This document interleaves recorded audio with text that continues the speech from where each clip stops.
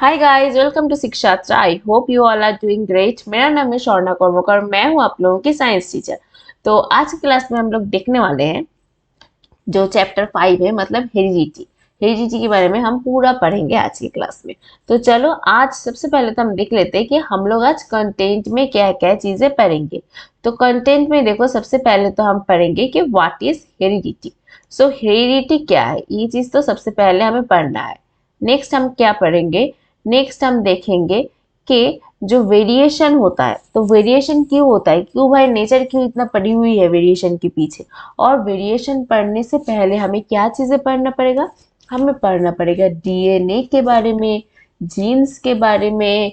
और उसके बाद हमें इम्पोर्टेंस क्यों है इतना, मतलब variation, why variation is so much important. और हम ये भी देखेंगे कि वेरिएशन आखिर होता कैसे है। और हम देखेंगे एलील्स के बारे में।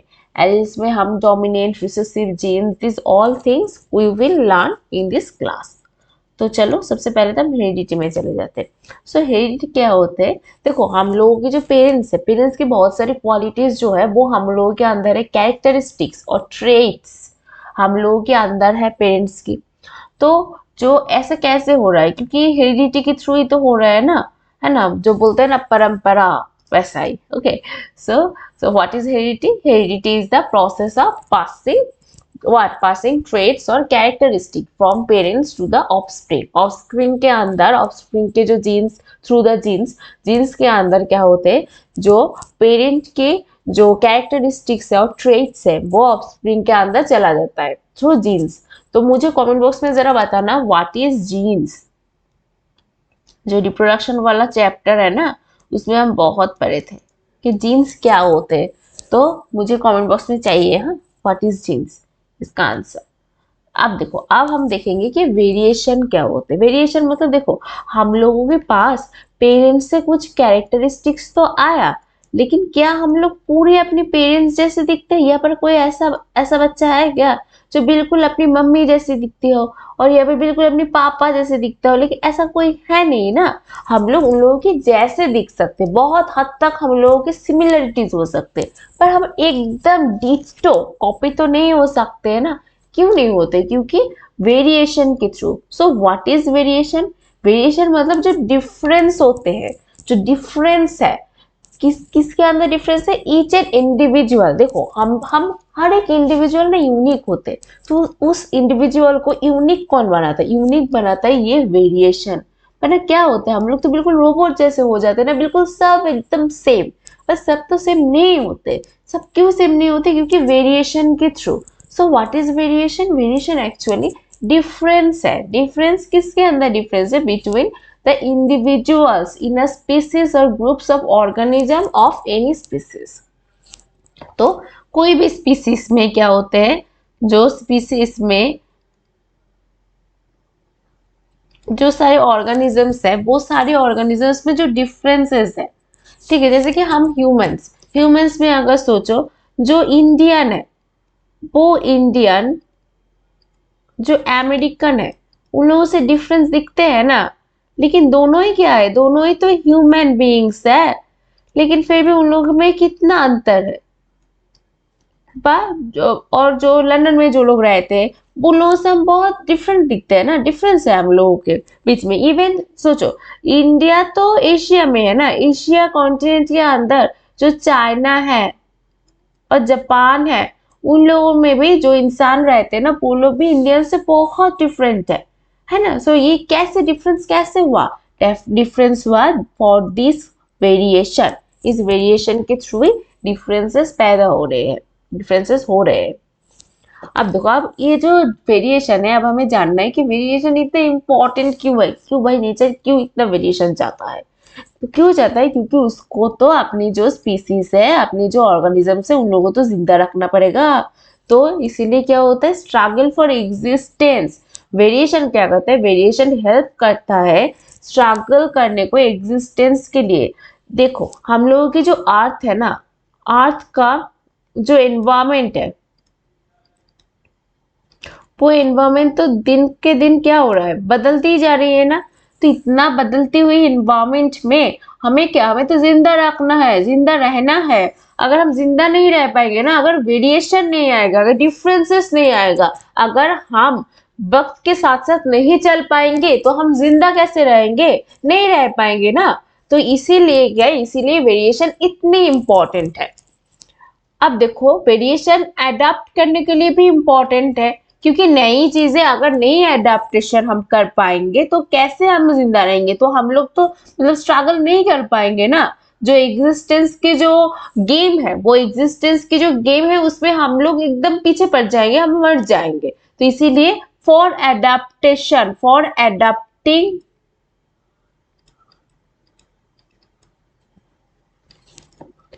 न्यू बिहेवियर और न्यू नेचर, न्यू बिहेवियर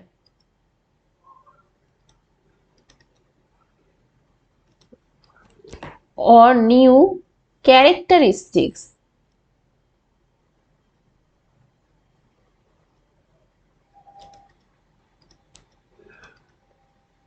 इसके लिए क्या इंपॉर्टेंट है? इंपॉर्टेंट है वेरिएशन।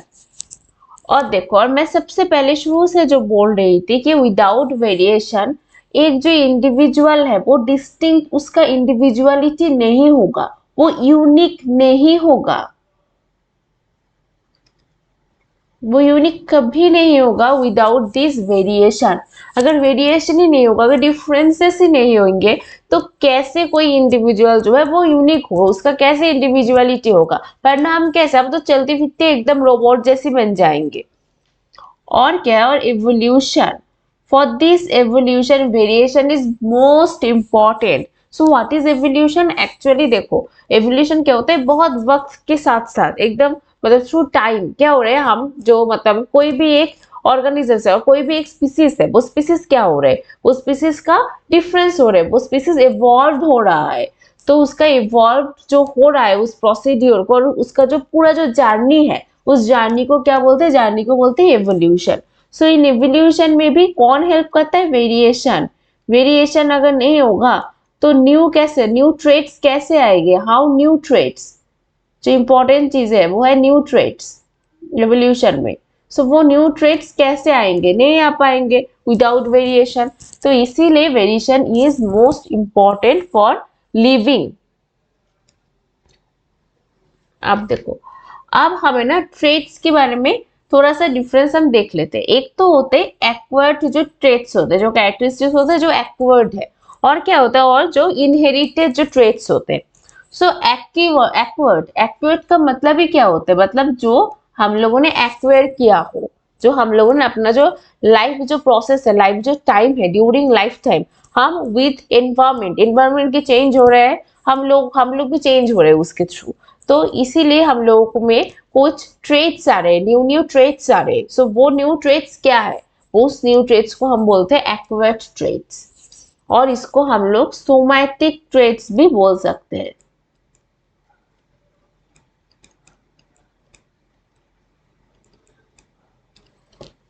ठीक है। और इनहेरिटेड, इनहेरिटेड मतलब क्या? एज द नेम सजेस्ट, तो इनहेरिटेड में होता है कि जो ऑर्गेनिजम्स है उसमें क्या होते हैं, उसमें न्यू जो ट्रेट्स आते हैं, वो ट्रेट्स वो उसका मतलब बर्थ के पहले से उसमें प्रेजेंट है। ठीक है। वो आफ्टर उसका बर्थ, आफ्टर बर्थ वो अपनी जो एनवायरमेंट है, एनवायरमेंट में चलते चलते वो उस ट्रेट्स को क्या नहीं किया, एक्वायर्ड नहीं किया, मतलब अपने अंदर नहीं लाया वो ट्रेट्स को, वो ट्रेट्स को वो मतलब वो विन नहीं किया, ओके, उस ट्रेट्स को।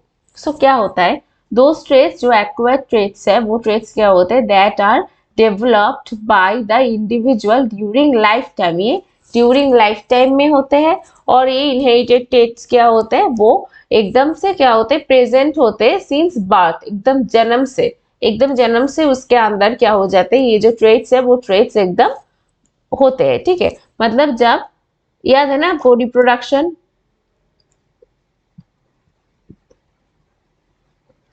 सो रिप्रोडक्शन की प्रोसेस में क्या हो रहा था, स्पर्म्स आया प्लस एग और ओवम आया, उसका फ्यूजन हुआ, फ्यूजन होने के बाद जाइगोट हो गया, और क्या हुआ, और वही zygote embryo, and after embryo वो क्या फॉर्मेशन करेगा, एक बेबी फॉर्मेशन करेगा। तो इन केस ऑफ इनहेरिटेड जो ट्रेट्स है वो क्या होते हैं, वो इस प्रोसेस में ही उसके पास आ जाते हैं, बेबी के पास वो जो ट्रेट्स है वो ट्रेट्स आ जाते हैं। ओके, और क्या होता है, और ये जो एक्वायर्ड जो ट्रेट्स है वो एक रिजल्ट ऑफ चेंजेस है in non reproductive issues. So as मैं तब से बोल रही हूँ कि जो एनवायरमेंट है, with this environment through his life time, ये जो ट्रेट्स है, ट्रेट्स एक्वायर्ड होते हैं, एक्वायर्ड ट्रेट्स अपने ह्यूमन बीइंग के अंदर आते हैं। और इनहेरिटेड ट्रेट्स जो है वो क्या होते हैं, वो as a result of changes in DNA, DNA का जो चेंजेस है उसके थ्रू, मतलब in case of this process, इस प्रोसेस के अंदर ही क्या हो जाएगा, डीएनए का चेंजेस हो जाएगा, जाइगोट फॉर्मेशन हो जाएगा, एक्सचेंज होगा डीएनए का, तब भी क्या हो जाएगा, तब भी आएगा इनहेरिटेड ट्रेट्स। और क्या, और they in case of acquired traits they can not be passed on to the progeny. जैसे कि ये क्या होता है एक्वायर्ड ट्रेट्स, जैसे कि सोमैटिक, मैंने आप लोगों को बताया था, याद है ना, कि हम लोगों की जो बॉडी में टू टाइप्स के सेल होते हैं, एक तो सोमैटिक सेल और क्या होते हैं, और जो जेनेटिकल जो सेल्स होते हैं वो। ठीक है, तो सोमैटिक सेल्स क्या होते हैं, मतलब जो सेल्स रिप्रोडक्शन में टेक पार्ट नहीं करते, जैसे कि हम लोग की बॉडी के सेल। तो ऑलवेज याद रखना, जब भी सोमैटिक ये जब भी वर्ड आएगा तो इसके साथ जो रिप्रोडक्शन है इसका दूर दूर का कोई भी नाता नहीं रहेगा। ठीक है, तो इसीलिए क्या हो जाएगा, ये जो ट्रेट्स है, इस ट्रेट्स में कोई भी, देखो यहाँ पर नॉन रिप्रोडक्टिव इश्यूज है, ऐसे याद रखना है। ठीक है, ऐसे करके कनेक्ट करते हुए जाना है आप लोगों को। और क्या, और ये क्या, ये पास्ट नहीं हो सकते। अगर रिप्रोडक्टिव इशू में, मतलब नॉन रिप्रोडक्टिव इश्यूज है, रिप्रोडक्शन में टेक पार्ट नहीं करेंगे तो पास कैसे होंगे ना, एक प्रोजेनी से दूसरी प्रोजेनी में। तो जो एक्वायर्ड ट्रेट्स है उसका थोड़ा सा कुछ एग्जांपल्स क्या हो सकते हैं, अगर कोई भी अपना जो ईयर है उसका अगर पीरियड्स कर देगा तो क्या हो जाए, तो उसका एक जो ट्रेट्स आ जाएगा, उसका एक कैरेक्टरिस्टिक जो आ जाएगा, वही क्या होता है, वही एक्वायर्ड ट्रेट्स है। और इन केस ऑफ इनहेरिटेड ट्रेट्स, जो इनहेरिटेड मतलब क्या, मतलब ट्रांसमिटेड इन द प्रोजेनी, मतलब विद दिस हेरिडिटी, हेरिडिटी में ये क्या कर रहा है, ये टेक पार्ट कर रहा है, तभी तो इसका नाम क्या, नाम इनहेरिटेड हुआ। सो जैसे कि क्या होते हैं, जैसे कि कलर ऑफ आई, स्किन और ईयर, तो ये सारे क्या है, ये सारे जेनेटिकल है। ठीक है, जेनेटिकल ट्रेट्स है और इनहेरिटेड ट्रेट्स है। अब हम पढ़ेंगे कि जो डीएनए है वो डीएनए क्या होते। तो डीएनए का, चलो मुझे सबसे पहले तो फटाफट से डीएनए का फुल फॉर्म बताओ कि what is DNA. So DNA is deoxyribonucleic acid, सबको पता है इसके बारे में। अब देखो डीएनए आखिर होता क्या है, डीएनए एक्चुअली ना एक केमिकल है।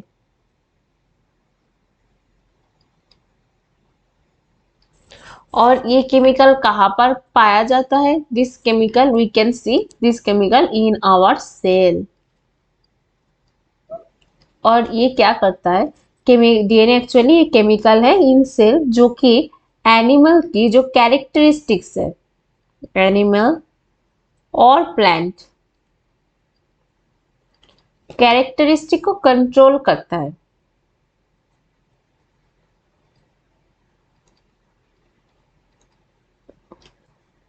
ठीक है, उसको क्या करेगा, कंट्रोल करेगा।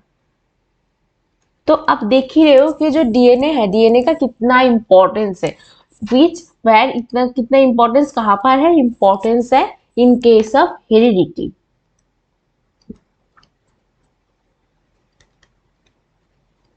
तो हेरिडिटी में जो डीएनए है इसका इतना ज्यादा इंपॉर्टेंस क्यों है, क्योंकि जो डीएनए मतलब पेरेंट एंड, जो पेरेंट्स में मतलब जो मदर एंड फादर का जो डीएनए, वो डीएनए आते हैं कहाँ पर, जब फ्यूजन होते हैं तो डीएनए का क्या होता है, जो ट्रांसफर होता है। ठीक है, उसका एक्चुअली डीएनए का पूरा खेल है, डीएनए एकदम हीरो है इन केस दिस।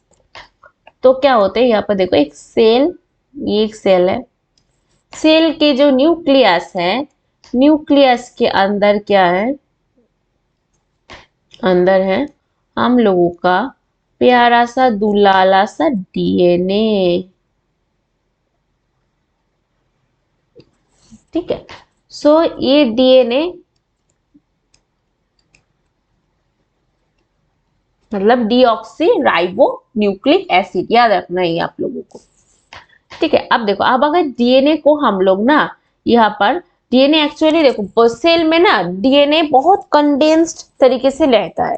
तो अगर डीएनए को हम लोग स्कैटर्ड कर दे, ऐसे करके अगर हम लोग स्कैटर्ड कर दे उसको, तो ये scattered form of DNA is what.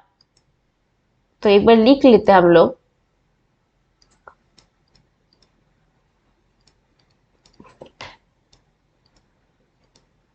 Is chromatin.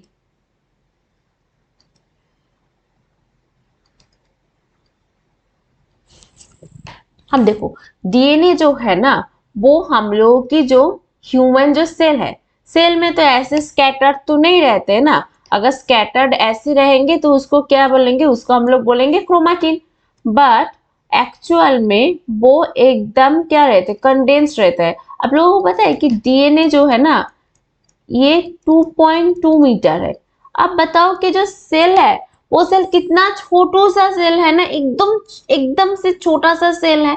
तो इन छोटे से सेल में डीएनए कैसे रहेगा, 2.2 मतलब पता है इतना बड़ा नहीं, इतना बड़ा 2.2। तो 2.2 कैसे रहेगा भाई, वो बहुत ज्यादा कंडेंस्ड फॉर्म में रहेगा। तो जो कंडेंस्ड फॉर्म में रहते हैं,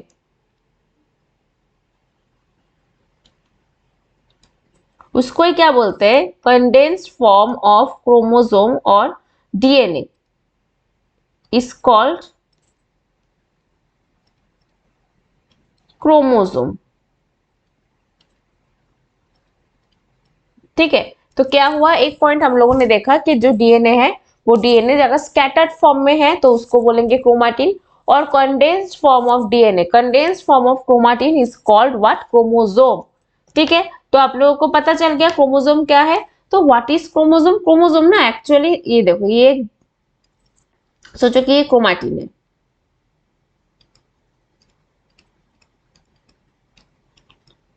इस क्रोमाटिन क्या हुआ, वो ना एकदम कंडेंस्ड फॉर्म में ऐसे करके रहता है, एकदम ऐसे करके कंडेंस्ड फॉर्म में सेल के अंदर रह जाएगा। ठीक है, ये क्या है, ये है क्रोमोसोम।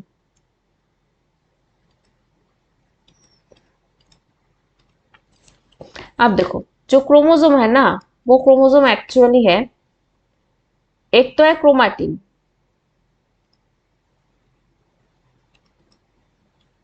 और हम लोग ऐसे करके लिख सकते हैं कि डीएनए प्लस प्रोटीन है। What is chromosome, DNA plus protein.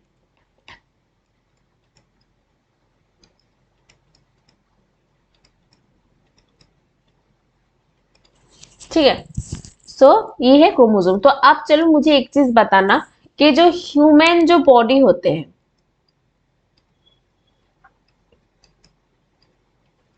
Human body में जो क्रोमोसोम नंबर कितना है ह्यूमन बॉडी में, ये चीज मुझे कमेंट बॉक्स में आप लोग बताओ। पेन का कलर चेंज हो गया, अब तो आप लोगों को दिक्कत हो जाएगी, अच्छा नहीं लगेगा ना देखने को, इसीलिए।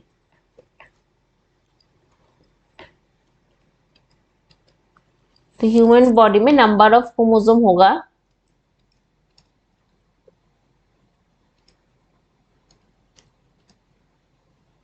46। तो 46 number of chromosomes are present in our human body. ठीक है, तो जो 46 नंबर ऑफ क्रोमोसोम होते हैं ना, वो ना पेयर करके रहते हैं। तो ये चीज भी हम बाद में पढ़ेंगे।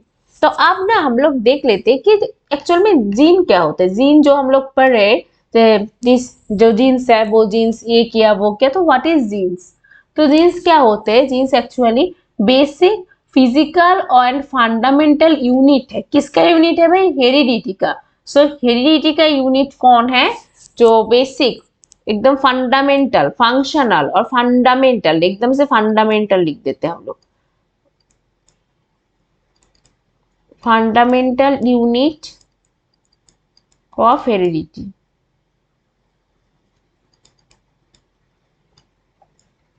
जीन। ठीक है। तो ये फंडामेंटल जो मतलब यूनिट क्यों है, क्योंकि ये क्या करते हैं पता है, ये जो है ये इंफॉर्मेशन को ट्रांसमिटेड करते हैं। कहाँ पर ट्रांसमिटेड करते हैं from one progeny to another progeny. Okay, that's why it is called the basic physical and functional, मतलब fundamental unit of what, unit of heredity. अब देखो, अब ना हम लोग एक बार एक चीज अच्छी तरह से ना एकदम कॉन्सेप्ट एकदम क्लियर कर लेते हैं अपना। अब देखो, ये सोचो कि ये क्या है, ये एक डीएनए है। अब इस डीएनए का अगर हम लोग देखेंगे ना कि इस डीएनए का, देखो अगर इतना सा पोर्शन सोचोगे, इतना सा पोर्शन जो है और इतना सा पोर्शन यहाँ पर आया, इतना सा पोर्शन का मैंने क्या बताया, इतना सा पोर्शन क्या कंट्रोल करता है, कंट्रोल करता है जो क्या, मतलब एग्जाम्पल क्या ले सकते हैं हम लोग, सोचो कि आई की कलर, आई की कलर का जो मतलब जो बेबी है, बेबी का आई का क्या कलर होगा और ह्यूमन बीइंग का आई का क्या कलर होगा, उस पर्टिकुलर ह्यूमन बीइंग का, वो डिपेंड कौन करता है, और वो कौन ठीक करता है, ठीक करता है यहाँ तक की जो है, मतलब इतना जो डीएनए सेगमेंट है, इस डीएनए सेगमेंट,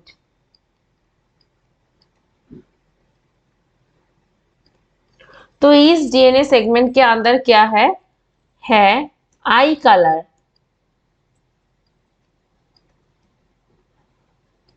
कंट्रोलिंग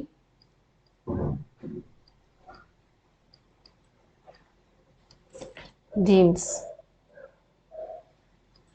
ठीक है, और एक हम लोग एग्जांपल लेके देख लेते हैं कि यहाँ पर जो कलर है, यहाँ पर जो, इस कलर को ले लेते हैं हम लोग, यहाँ पर जो देखो डीएनए जो सेगमेंट है, दिस सेगमेंट, ये डीएनए सेगमेंट क्या कर रहा है, ये डीएनए सेगमेंट एग्जांपल लेते हैं कि ये कंट्रोल कर रहा है जो नोज का शेप है,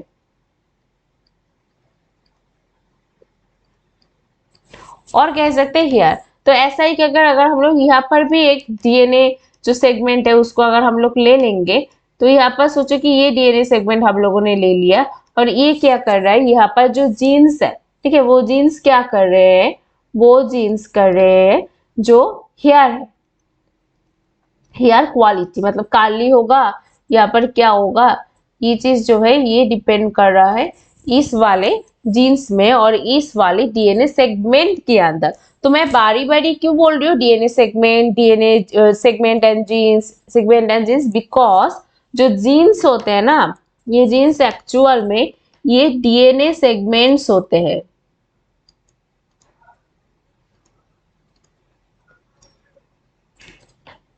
ठीक है, जिसके अंदर क्या होता है, दैट कैरीज इंफॉर्मेशन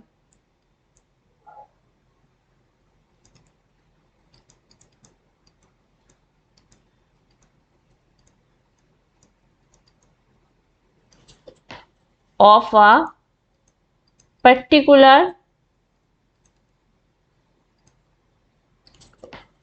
characteristics।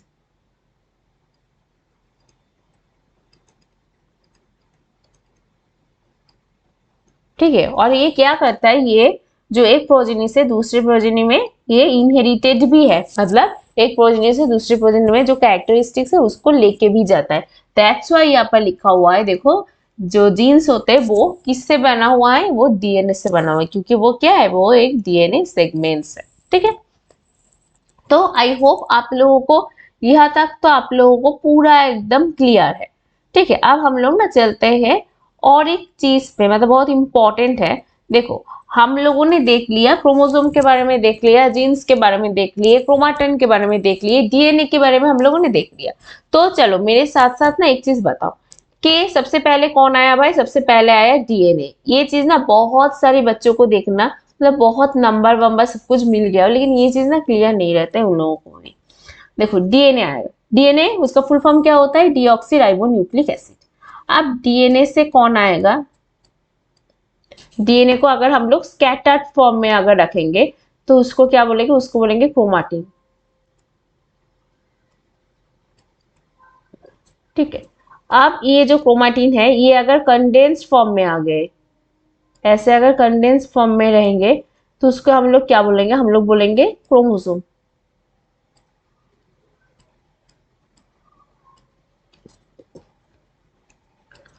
अब क्रोमोसोम तो हो गया, अब जो डीएनए जीन्स आएगा।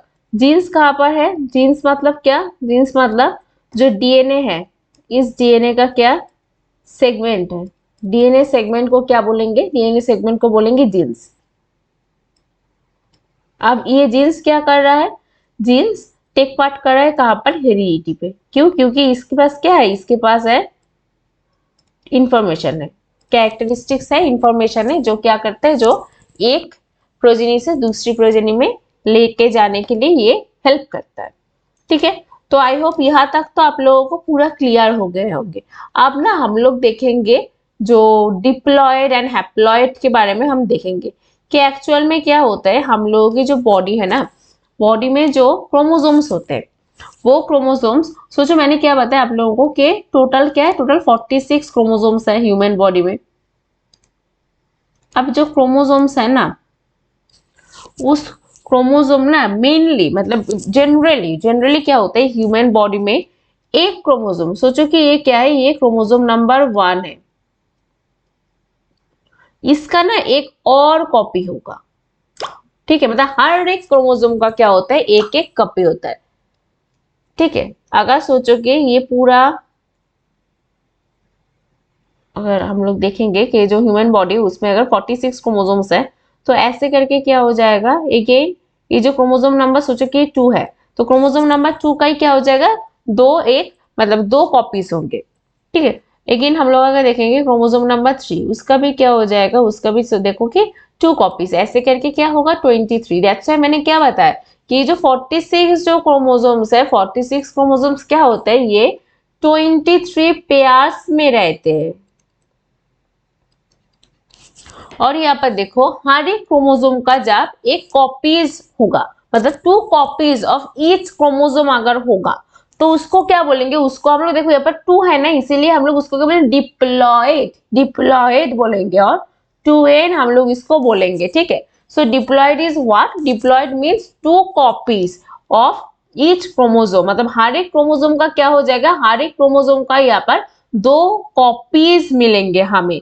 ठीक है, जैसे कि मैंने यहाँ पर आप लोगों को दिखाई हुआ है कि जो क्रोमोसोम नंबर 1 है, क्रोमोसोम नंबर 1 का देखो यहाँ पर 2 कॉपीज है, क्रोमोसोम नंबर 2 का भी 2 कॉपीज, 3 का भी 3 कॉपीज, ऐसे ऐसे करके 23 पेयर्स ऑफ क्रोमोसोम, मतलब 46 chromosomes are there in our body.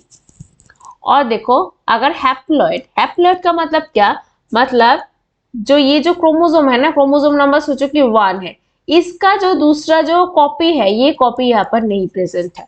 ठीक है, तो क्या होगा यहाँ पर, सिर्फ और सिर्फ ओनली 1 कॉपी इज प्रेजेंट, किसी एक क्रोमोसोम की सिर्फ और सिर्फ 1 कॉपी प्रेजेंट, एक ही क्रोमोसोम मिलेगा, जैसे कि क्रोमोसोम नंबर 1 वो भी एक ही आप लोगों को दिखने को मिलेगा। और इन केस ऑफ अगर वी से कि क्रोमोसोम नंबर 2, ये भी एकदम एक कॉपी मिलेगा।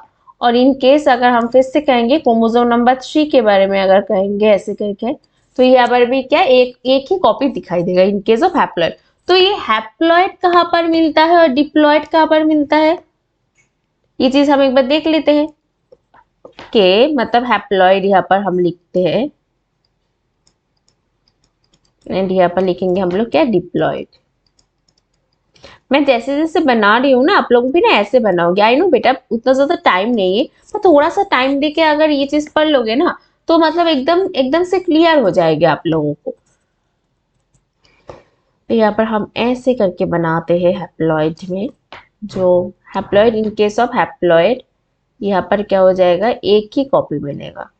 ठीक है, ऐसे दो, ऐसे एक ही कॉपी मिलेगा।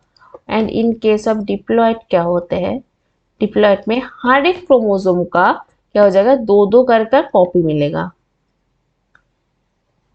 ऐसे अगर सोचो, ये अगर क्रोमोसोम नंबर 1 है, तो जब हम लोग क्रोमोसोम नंबर 2 देखेंगे, वहां पर भी क्या हो जाएगा, एक एक करके कॉपी मिल जाएगा हमें 2। ठीक है, तो हम देखेंगे कि ये जो हैप्लॉइड है, हैप्लॉइड कहाँ पर है? ये मिलता है एग और स्पर्म में। मतलब हम लोगों की जो बॉडी है, बॉडी में पूरा बॉडी का हर एक cell, all cells are diploid in nature except ये दोनों, एक्सेप्ट स्पर्म और egg cell.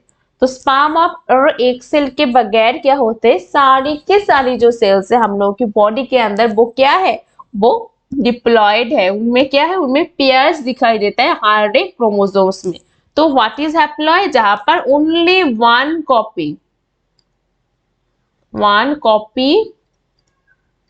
Of each chromosome.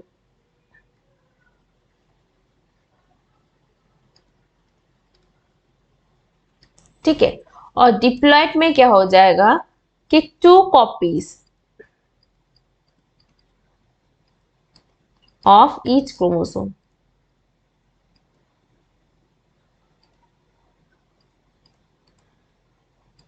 ठीक है। इसको हम लोग कैसे डिनोट करेंगे? 2n से। और इसको हम लोग कैसे करेंगे? n से। ठीक है। और जरा सा थोड़ा सा ना, मतलब दिमाग में थोड़ा सा जोर दे के, थोड़ा सा सोच समझ के बताना कि हैप्लॉइड सेल कहाँ पर बनते हैं, मतलब कौन सी सेल डिवीजन में हम लोग को हैप्लॉइड सेल्स मिलेगा। मैंने आप लोगों को बताया हुआ है, मियोसिस में मिलेगा। मियोसिस जो सेल डिवीजन है वहां पर क्या मिलेगा? हैप्लॉइड सेल्स मिलेगा। इन case of formation of egg और स्पर्म के जो सेल्स होते हैं, जो मतलब रिप्रोडक्टिव जो सेल्स होते हैं, वो सेल्स फॉर्मेशन होने में क्या हो जाते हैं? मियोसिस डिवीजन होते हैं, है ना। तो यहाँ पर क्या हो जाएगा? In case of meiosis division haploid cells are formed. अब देखो, जो हैप्लॉइड जो सेल्स है ना, वो तो हमने देख लिया। अब हम लोग ना डिप्लॉयड के बारे में थोड़ा सा चर्चा करने वाले। तो यहाँ पर मैं आप लोगों को एक बार ना बना देती हूँ। ये क्या हुआ? ये नंबर 1, मतलब 1 नंबर क्रोमोसोम, नंबर 1 नहीं। और ये क्या? ये सोचो कि सेकेंड नंबर ऑफ क्रोमोसोम। और ये सोचो क्या? Third number of chromosome. ऐसे ऐसे करके क्या होता है? 23 टाइम्स ऑफ, मतलब 23 पेयर्स ऑफ क्रोमोसोम यहाँ पर होता है। अब देखो, अब जो क्रोमोसोम है ना, इसका देखो, इस क्रोमोसोम का अगर 2 कॉपी है, किसी एक क्रोमोसोम का अगर 2 कॉपी है, तो एक कॉपी आएगा भाई अपनी मम्मी से, और एक कॉपी आएगा अपनी पापा से। ठीक है। तो एक कॉपी आया मम्मी से, एक कॉपी आया अपने पापा से। अब मम्मी से जो कॉपी आएगा उसको क्या बोलेगा? उसको बोलेंगे हम लोग मेटरनल। और पापा से जो आएगा उसको हम लोग क्या बोलेंगे? चलो चलो एक बारी, पी से आएगा, मतलब पेटर्नल।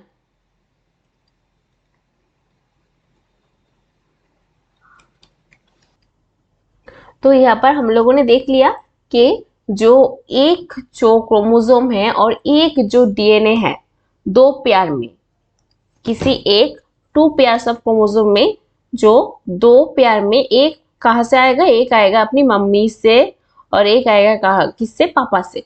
तो एम से याद रखना है क्या? मेटरनल। और पी से याद रखना है क्या? पेटर्नल। ठीक है। P for papa paternal, M for mummy maternal. Okay. तो आप देखो, अब एक्चुअल में ये वेरिएशन कैसे होता है?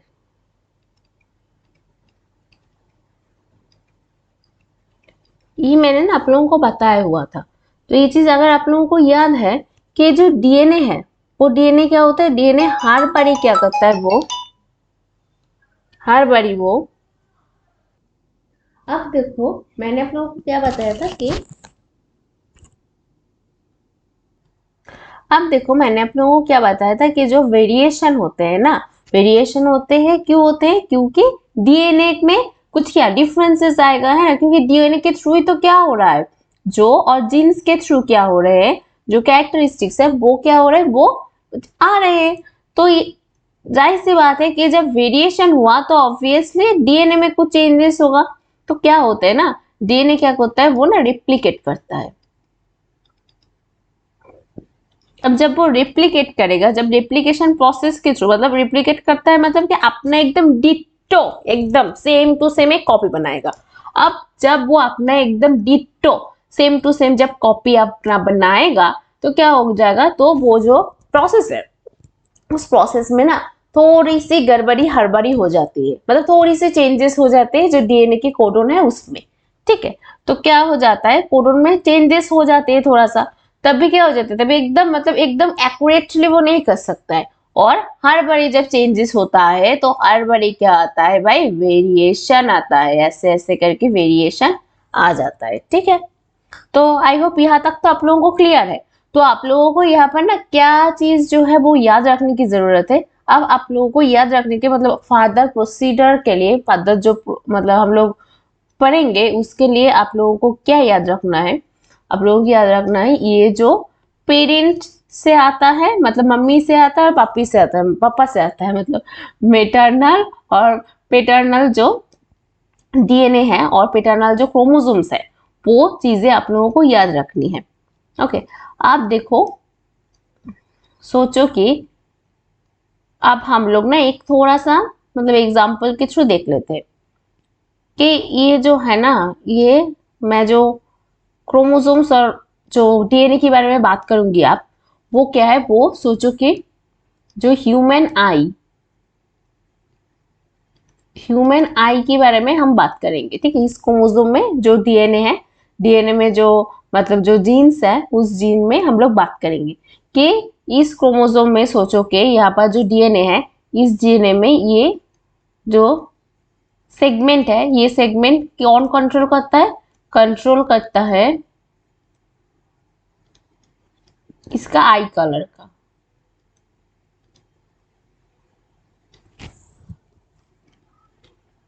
अब यहाँ पर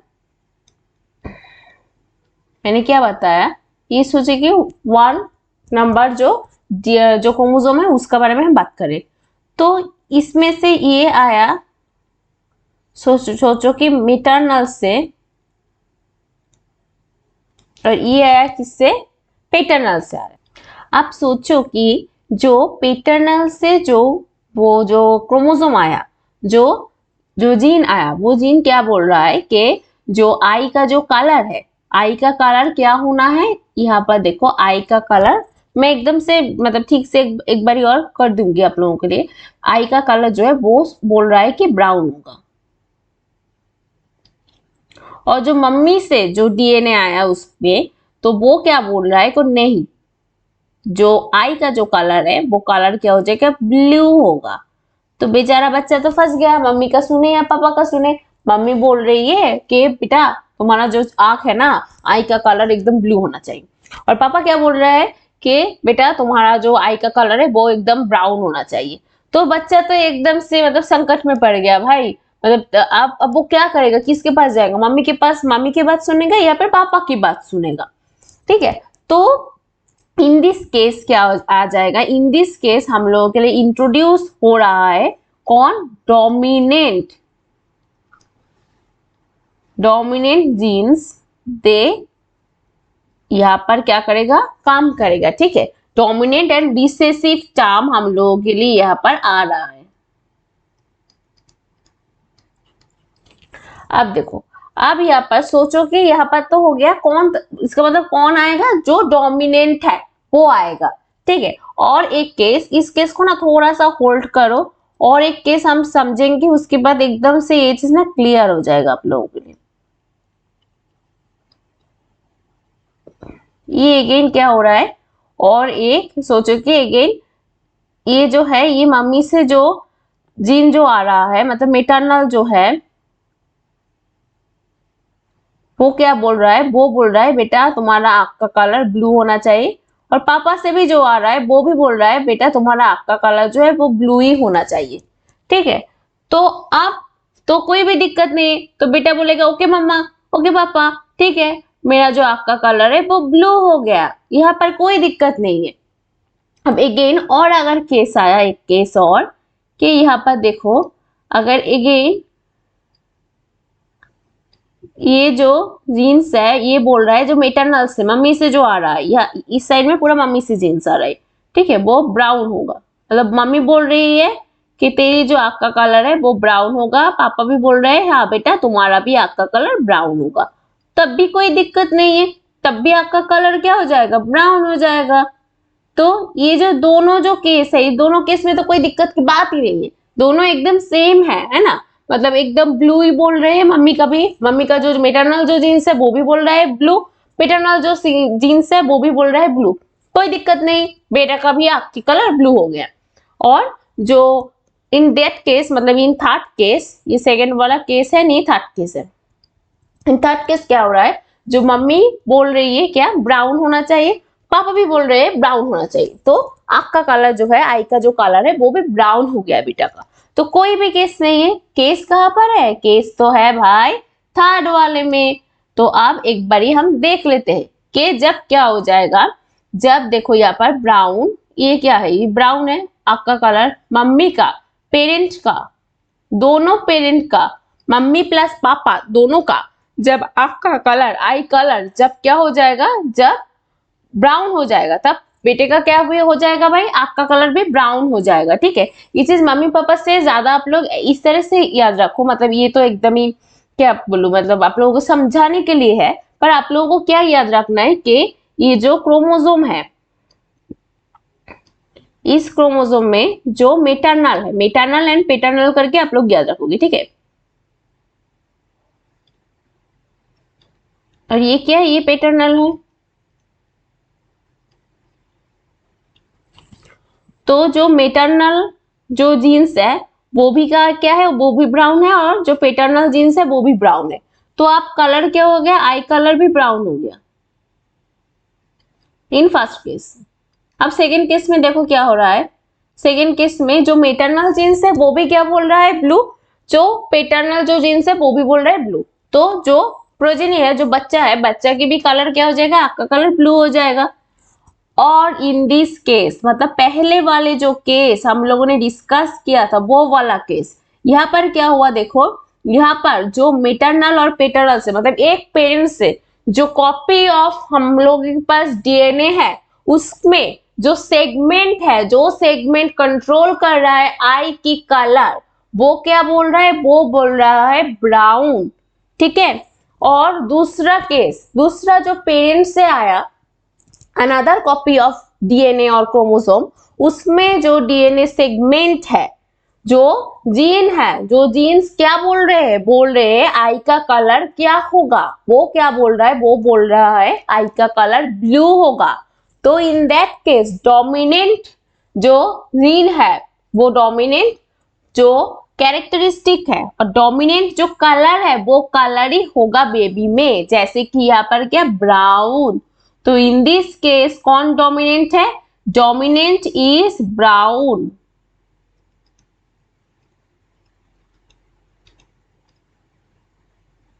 ठीक है, यह तक पूरा क्लियर है आप लोगों को। सो यहां से कौन आया, यहां से हम लोगों के जो सीन है, जो फिल्म है, फिल्म में आया भाई एलील्स। तो एलील्स क्या है, एलील्स है ऐसा ही एक क्रोमोसोम जहां पर एक कॉपी बोल रहा है एक चीज, तो दूसरा कॉपी बोल रहा है कोई और बात। जैसे कि यहाँ पर देखो, एक कॉपी ऑफ क्रोमोसोम, एक कॉपी ऑफ क्रोमो और एक कॉपी ऑफ डीएनए, वो क्या बोल रहा है, वो बोल रहा है ब्राउन आई। और दूसरा जो कॉपी है वो क्या बोल रहा है, ब्लू आई।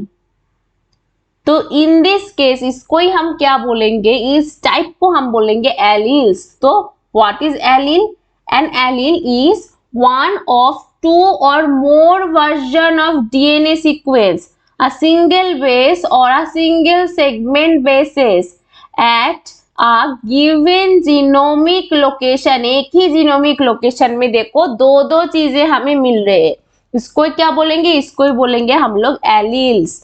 ठीक है, क्लियर है एकदम, एलील एकदम क्लियर है आप लोगों को।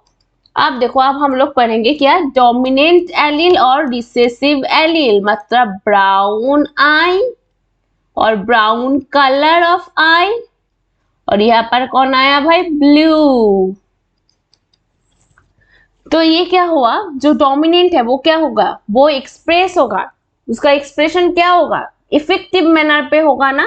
मतलब वो जो है डोमिनेंट का, डोमिनेंट मतलब क्या, जो डोमिनेट कर रहा है वो एकदम डोमिनेट, ठीक है, उसके ऊपर एकदम हावी हो रहा है, तो वो क्या करेगा, वो तो एकदम रिसेसिव के ऊपर हावी हो जाएगा। उसका जो रिसेसिव का जो कैरेक्टरिस्टिक्स है उसको क्या है, उसको एकदम छुपा लेगा, हाइड कर लेगा, है ना। हाइड करके अपना कैरेक्टरिस्टिक्स उसमें क्या हो जाएगा, आजमा लेगा, ठीक है। इसीलिए क्या, इसीलिए तो वो डोमिनेंट है। और रिसेसिव क्या, वो अपना जो एक्सप्रेस नहीं कर पा रहा है अपना इटसेल्फ, मतलब खुद का प्रेजेंस को वो क्या नहीं कर रहा है, एक्सप्रेस नहीं कर पा रहा है। क्यों एक्सप्रेस नहीं कर रहा है, क्योंकि in presence of dominant allele. और देखो, और the presence of another similar allele is not required to produce its phenotype। और एग्जांपल T and T, मतलब देखो यहाँ पर ये जो T है ये क्या है, ये टॉल है, टॉल एंड शॉर्ट, ठीक है। दो दो कैरेक्टरिस्टिक अब आप लोगों को याद रखना है, एक तो है टॉल, एक है शॉर्ट, ठीक है। ये जो बड़ा T है, कैपिटल T है, वो क्या बोल रहा है, वो टॉल, और ये जो छोटा T है वो शॉर्ट। अब अगर कोई भी सोचो कि जो डी सेल है, ठीक है, और इन case of any pair of chromosomes,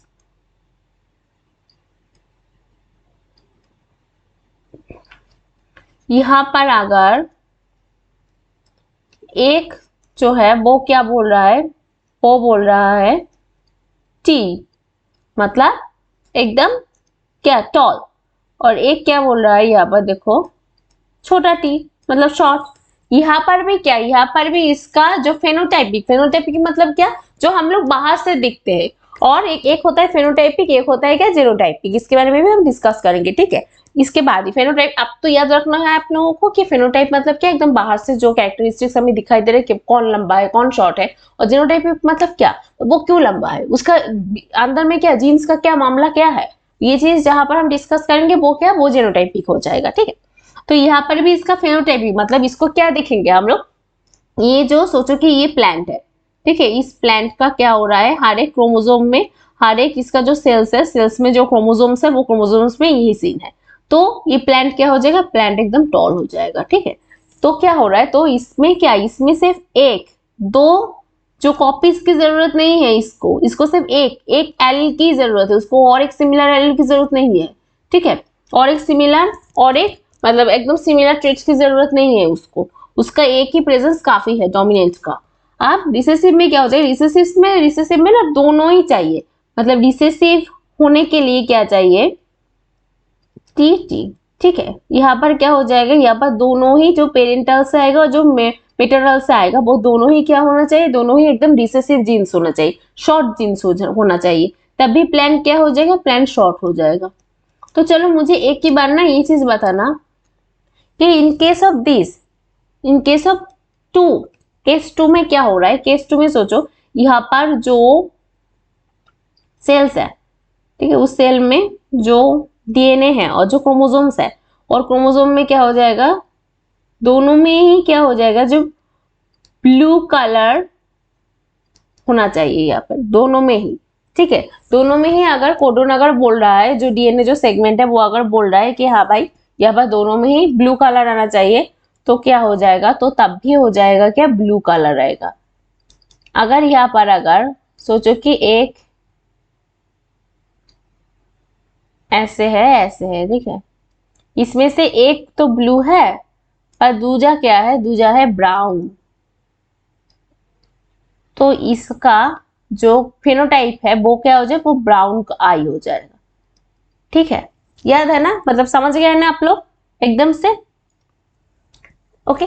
सो आप नेक्स्ट हम लोग एक बारी और जो थर्ड जो पॉइंट है उसको देख लेते हैं कि जो डोमिनेंट एलील क्या होता है, वो it produces a dominant trait, for example red flowers in red plants, ठीक है। डोमिनेंट एकदम ट्रेट को ये रिप्रोड्यूस करेगा और ये एकदम प्रोड्यूस करेगा, और ये प्रोड्यूस क्या करेगा, रिसेसिव जो ट्रेट है तो इजी है ना, जैसे कि ये क्या करेगा, अगर टी एंड टी है मतलब डोमिनेंट जो एलील्स है वो अगर है तो क्या करेगा, तो ये करेगा एकदम से क्या, शॉर्ट जो ये लॉन्ग है, ठीक है, मतलब और जो टॉल है वो करेगा, और अगर यहाँ पर टी टी है वो क्या करेगा, वो शॉर्ट करेगा।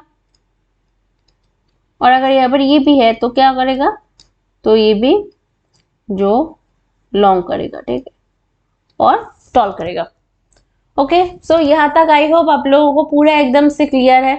तो आप ना हम लोग एक बार ही देख लेते कि फेनोटाइपिक क्या है। चलो,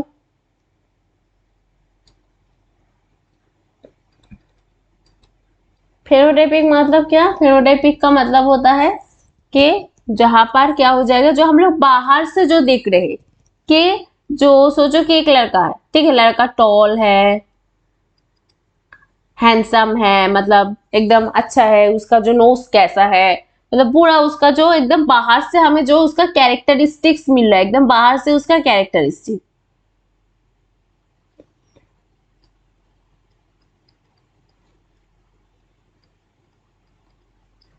और जेनोटाइपिक क्या है, मतलब उसका जो सारा जो हम लोगों को मिला कैरेक्टरिस्टिक्स वो क्यों है, वाई क्यों है, जीन्स के लिए है ना।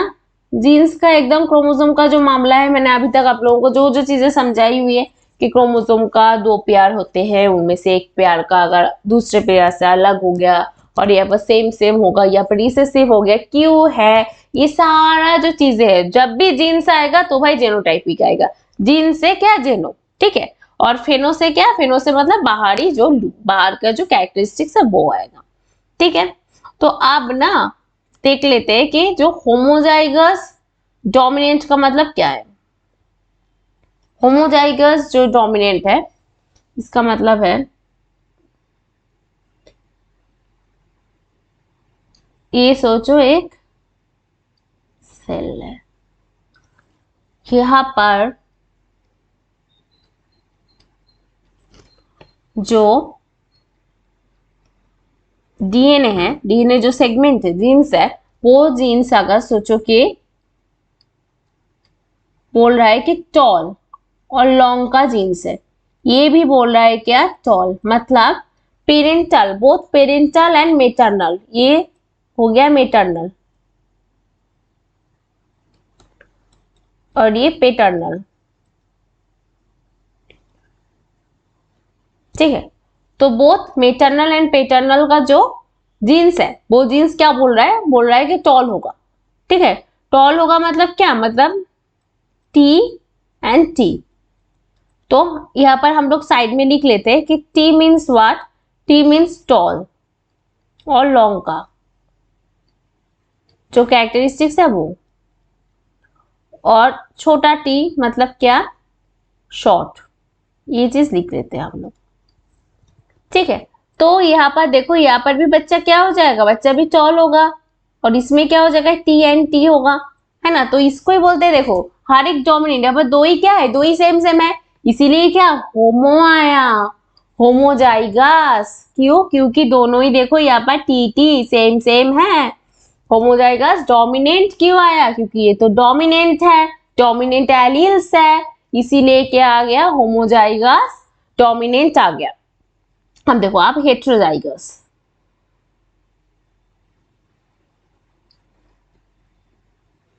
अब हेट्रोजाइगस में क्या हो जाएगा,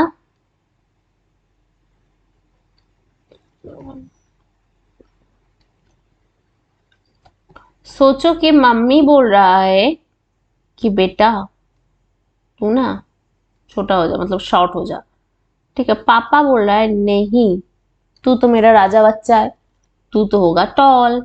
तो अब बच्चा क्या हो जाएगा, बच्चा भी होगा टॉल, क्यों, क्योंकि एक ही तो काफी है, मैंने थोड़ी सी देर पहले आप लोगों को समझाई हुई है। पर यहाँ पर देखो, यहाँ पर क्या, यहाँ पर डिफरेंट डिफरेंट है ना, दोनों डिफरेंट है ना एलील्स, तो इसीलिए इसको क्या बोलेंगे, इसीलिए इसको बोलेंगे हेटेरोजाइगस डोमिनेंट, ठीक है। मतलब ये क्या हो जाएगा, ये दिस इज हेटेरोजाइगस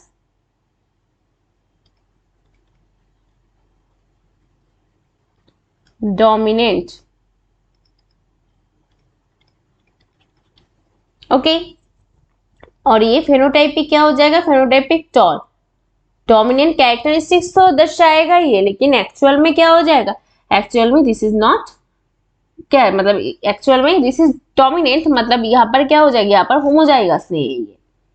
अब इन केस ऑफ होमोजाइगस जो रिसेसिव वाला केस है, तो रिसेसिव होने के लिए क्या जरूरत है, रिसेसिव होने के लिए दोनों को ही क्या, दोनों ही में जो एलील्स है वो एलील्स में क्या हो जाएगा, रिसेसिव चाहिए हमें। तो यहाँ पर देखो क्या हो जाएगा, यहाँ पर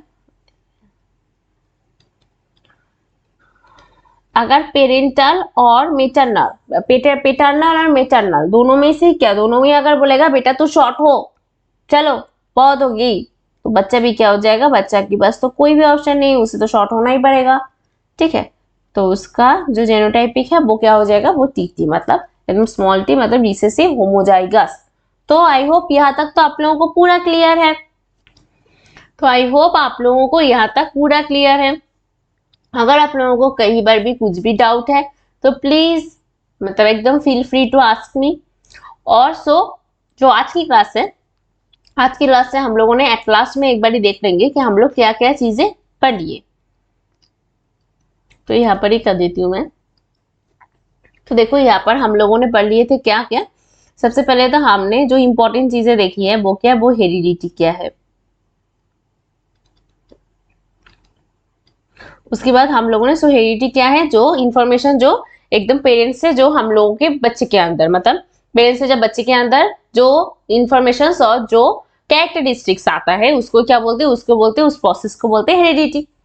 अब हेरिडिटी में आएगा और क्या, हेरिडिटी में, हेरिडिटी के लिए हम तो एकदम तो एग्जैक्ट तो कॉपी नहीं है ना, कॉपी क्यों नहीं, क्योंकि क्या लिखे हम लोगों के पास, हम लोगों के पास वेरिएशन है। अब वेरिएशन आया, वेरिएशन बहुत इंपॉर्टेंट है एवोल्यूशन के लिए, हम लोग को जिंदा रखने के लिए, सबके लिए variation is very much important. अब वेरिएशन क्यों आया, क्योंकि जो डीएनए है, डीएनए के सीक्वेंस में क्या हो जाता है, चेंज होता है हर बड़ी रेप्लिकेशन के अंदर। और डीएनए में क्या होते हैं, डीएनए में सेगमेंट्स ऑफ डीएनए है, जो सेगमेंट्स ऑफ डीएनए है उसको ही क्या बोलते हैं, उसको ही बोलते हैं हम लोग जीन्स। और ये जो जीन्स है, ये जीन्स क्या करते हैं, कंट्रोल करते हैं, किसका कंट्रोल करेगा, कौन किसको कंट्रोल करेगा, जो कैरेक्टरिस्टिक्स है वो कैरेक्टरिस्टिक्स, हम लोग की जो कैरेक्टरिस्टिक्स है वो कैरेक्टरिस्टिक्स कंट्रोल करेगा, है ना, जीन्स। तो जीन्स में ही क्या होता है, जीन्स से ही आएगा कौन, जीन्स से ही हम लोग में जो डिफरेंस डिफरेंस कैरेक्टरिस्टिक्स आते हैं, जैसे कि एलील्स जहां से आ गया। ठीक है, वो एलील्स क्या होते हैं, वो एलील्स के थ्रू, मतलब एलील्स में क्या होते हैं, जहां पर दो ऐसे करके क्रोमोसोम होते हैं, मतलब हर एक क्रोमोसोम का क्या हो जाता है, दो दो करके कॉपी हो जाता है। यहाँ पे दो कॉपी होने के बाद ऐसा ऐसा एलील्स होते हैं कि यहाँ पर अक्सर क्या हो जाते हैं, जो मतलब जो ट्रेट्स है, जो कैरेक्टरिस्टिक्स है वो डिफरेंट डिफरेंट होता है पेरेंट्स से, मतलब फादर से जो कैरेक्टर्स आया, जो जीन्स आया उसमें डिफरेंस है, और माँ से जो कैरेक्टर्स और इन्फॉर्मेशन आया उसमें भी क्या है, डिफरेंस है। ठीक है, वहां पर क्या हो जाएगा, इन दैट केस जो डोमिनेंट है, जो डोमिनेंट है वो क्या हो जाएगा, वो जो रिसेसिव है उसको हाइड कर देगा, और डोमिनेंट कैरेक्टरिस्टिक जो है वो फेनोटाइपिक तरह से हम लोगों को दिखाई देगा। ठीक है, सो यही तक हम लोगों ने पढ़ाई किया आज की क्लास में। ओके, सो आप लोगों के लिए कुछ होमवर्क है, होमवर्क है, आप लोग मुझे जो मतलब डेफिनेशन बताओगे कि एलील्स का जो डेफिनेशन है वो चीज आप लोग मुझे बताओगे, और आप लोग मुझे बताओगे डीएनए के बारे में। ठीक है, वेरिएशन की इंपॉर्टेंस क्यों है ये इतना। ओके, और होमोजाइगस एंड हेट्रोजाइगस रिसेसिव के बारे में भी आप लोग मुझे, मतलब होमोजाइगस एंड हेट्रोजाइगस जो डोमिनेंट है एंड होमोजाइगस जो रिसेसिव है उसके बारे में भी आप लोग मुझे कमेंट सेक्शन में बताओगे। ठीक है, तो आई होप यहाँ तक आप लोगों को पूरा क्लियर है। अगर कोई भी डाउट होगा तो आप लोग मुझे कमेंट बॉक्स में बताओगे। ठीक है, और ये जो वीडियो अगर अच्छा लगे तो इसको लाइक करना, इसको अपने दोस्त के साथ जो है शेयर कर देना। ओके, तो तब तक के लिए bye bye, take care all of you.